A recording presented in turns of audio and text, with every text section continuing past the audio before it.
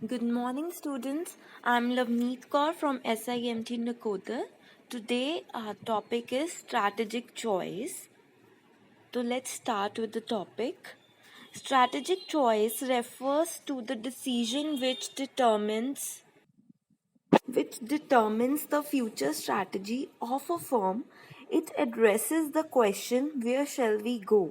तो क्या है स्ट्रैटेजिक चॉइस होता है एक हमने डिसीजन लेना है कि हम आगे फ्यूचर में क्या करेंगे, क्या स्ट्रैटेजी बनाएंगे अपनी कंपनी के ऑब्जेक्टिव को फुलफिल करने के लिए।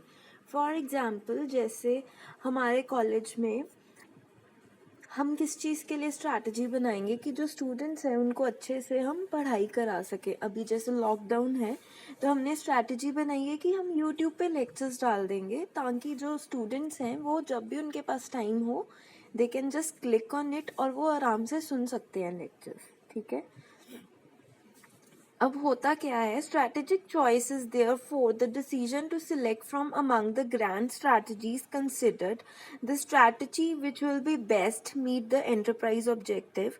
The decision involves the following 4 steps: focusing on few alternatives, considering the selection factors, evaluating the alternatives against these criteria and making the actual choice.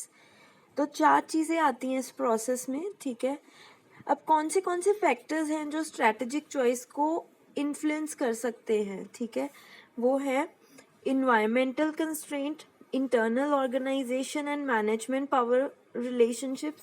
जैसे स्ट्रैटेजी जो है वो कौन चेंज कर सकता है, मैनेजमेंट चेंज करती है। अगर हमें कोई स्ट्रैटेजी चेंज करनी है तो हम क्या करेंगे, हम एक मीटिंग करेंगे जहाँ पे सभी ऑफिशियल्स होंगे। ठीक है, वो डिस्कशंस करेंगे। ठीक है, देन एक स्ट्रैटेजी डिसाइड की जाएगी कि कैसे स्टूडेंट्स को पढ़ाना है। फॉर एग्जांपल गूगल मीट से पढ़ाना है, जूम से पढ़ाना है, या जैसे ये यूट्यूब पे हम अपने लेक्चर्स डाल देंगे।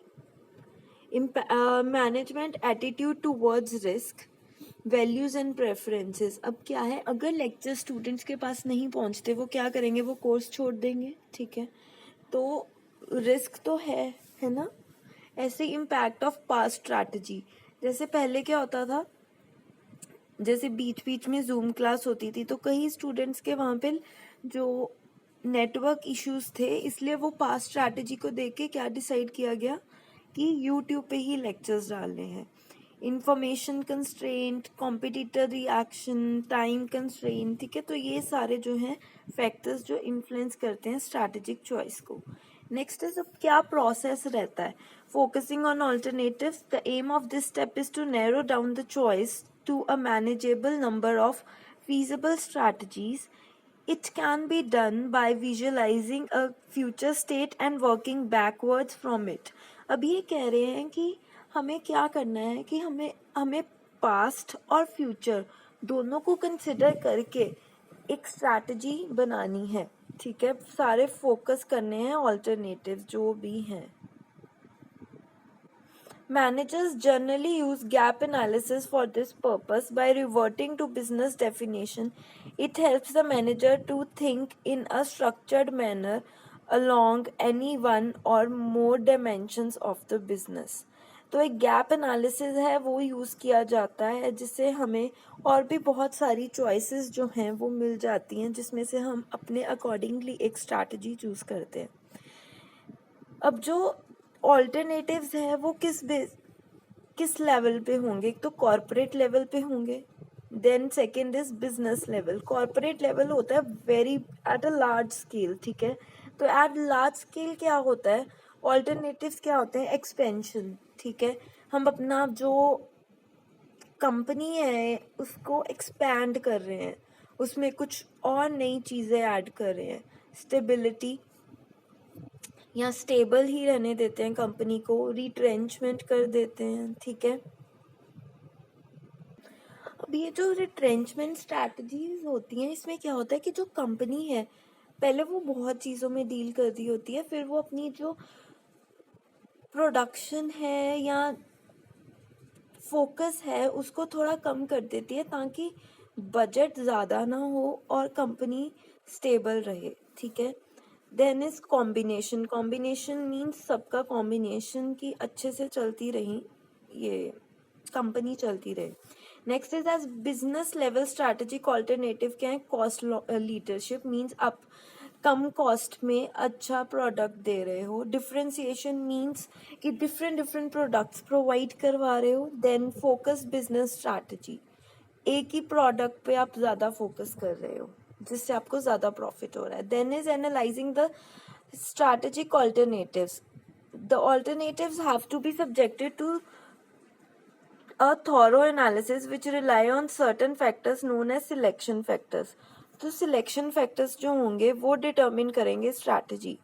ऑब्जेक्टिव फैक्टर्स में क्या आएंगे, these are based on analytical techniques and are hard facts use to facilitate strategic choice. ठीक है. सब्जेक्टिव फैक्टर्स क्या होते हैं, these are based on one's personal judgement, collective और डिस्क्रिप्टिव फैक्टर. ऑब्जेक्टिव फैक्टर्स जो हैं वो एनालिटिक्स पे डिपेंड करेंगे. ठीक है, जो हमने एनालिसिस किया है. और जो सब्जेक्टिव फैक्टर्स हैं वो हमारी पर्सनल जजमेंट के ऊपर डिपेंड करेंगे. Next is evaluation of strategy.